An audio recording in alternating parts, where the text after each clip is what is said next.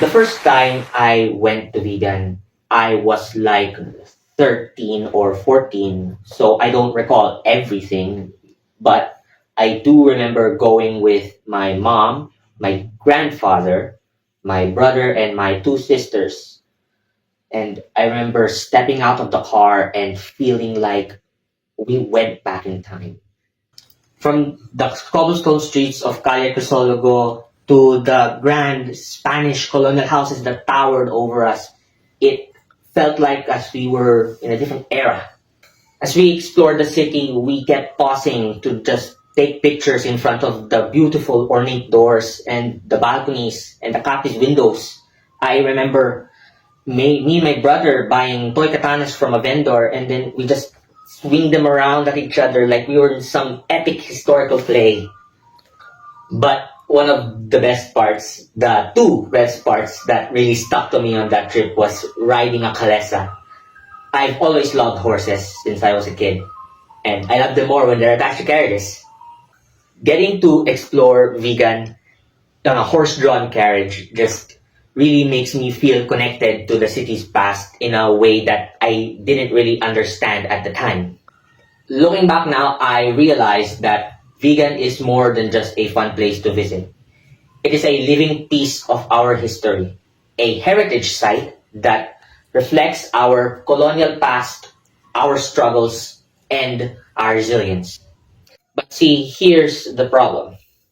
Many people see vegan as a tourist destination, a place where Instagram worthy photos instead of a cultural treasure that needs to be protected. If we don't act now, we risk losing it to neglect, natural disasters, and modernization. Vegan is one of the best preserved Spanish colonial towns, not just in the Philippines, but in all of Asia. It was founded in the 16th century by Juan de Salcedo and quickly became one of the most vital trading hubs in the Philippines, connecting us to Mexico, China, and beyond. Historical records show that Vigan was once an important stop along the galleon trade route, where goods like porcelain, silk, and spices were exchanged. The architectural beauty of Vigan tells a story of our colonial past. From the ancestral houses along Calle Crisologo, the Grand Sequoia Mansion, and the centuries-old St. Paul Metropolitan Cathedral are more than just buildings. They are witnesses to our country's history. These structures represent a time when Filipinos lived under Spanish rule, when revolutions were being planned in secret meetings, and when trade flourished in bustling markets. Because of its well-preserved heritage, Vigan was declared a UNESCO World Heritage Site in 1999. This recognition solidified its status as an irreplaceable cultural treasure. The thing is though, recognition alone does not guarantee preservation. According to a study by the International Council on Monuments and Sites, many World Heritage Sites across the world face deterioration despite their UNESCO status. This includes Vigan. This is also due to the lack of funding, urban development pressures, and climate change. First is urbanization and commercialization.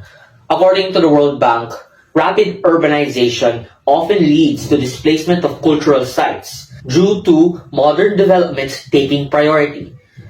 Without regulation of this, vegan could lose its authenticity. Large businesses and corporate chains are interested in setting up shop. And while it is important that the economy grows, it must not come at the expense of heritage conservation. Second, natural disasters. The Philippines is no stranger to earthquakes, typhoons, and floods. A report by the Philippine Institute of Volcanology and Seismology indicates that Vigan is located in a seismically active zone, meaning its century-old structures are vulnerable to damage. Third, neglect and lack of awareness. Some heritage houses are left abandoned, deteriorating with time.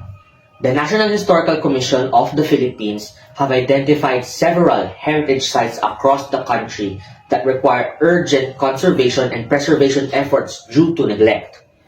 Many people are moving to bigger cities for better opportunities, leaving their ancestral homes unattended. With fewer people left to maintain these structures, who will be left to ensure their survival? And lastly, climate change. The United Nations Environment Program warns that rising temperatures, more intense storms, and shifting weather patterns all pose a threat to old structures. Wooden houses are at risk of decay, while stone structures suffer from moisture damage. If we do not take more proactive measures, Vigan's historical buildings could suffer irreversible damage over time. But luckily, not all hope is lost. Various efforts are being made to protect and promote Vigan's heritage. The local government, in partnership with conservation groups, have implemented strict building regulations in order to maintain the city's historic look. The Vigan Conservation Council oversees all restoration projects to ensure historical accuracy.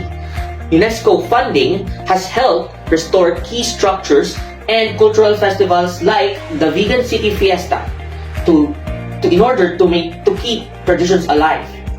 And lastly, education programs are being introduced to young people to teach the importance of heritage conservation.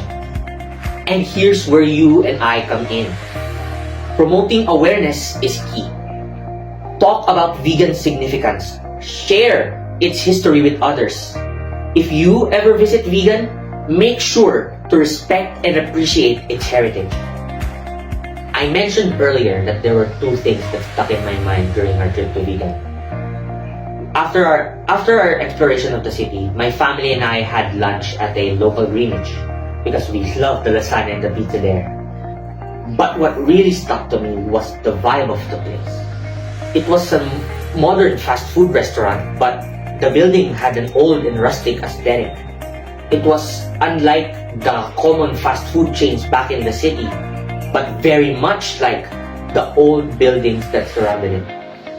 I don't know the exact details, but it felt like they renovated and repurposed an old building while maintaining the heritage of the site itself. For a young person like me back then, it felt so novel and surreal eating pizza cooked from what looked like a brick furnace and dining there as if we were really back in time. Even a modern fast food chain found a way to blend in with history, showing that preservation and progress don't have to be at odds. Vigan is more than just a city. It is a living museum. It is a time capsule. It is a testament to our resilience. But like any treasure, it is fragile. If we do not take action, we risk the chance of losing it forever. So I leave you with this question. If our heritage is what defines us, what happens when it disappears? The preservation of Vigan is not just the responsibility of governments and historians. It is our responsibility. Because when we protect our past, we safeguard our future. Vigan is not just about remembering the past. It is about shaping our future by preserving what makes us who we are. That is all. Thank you.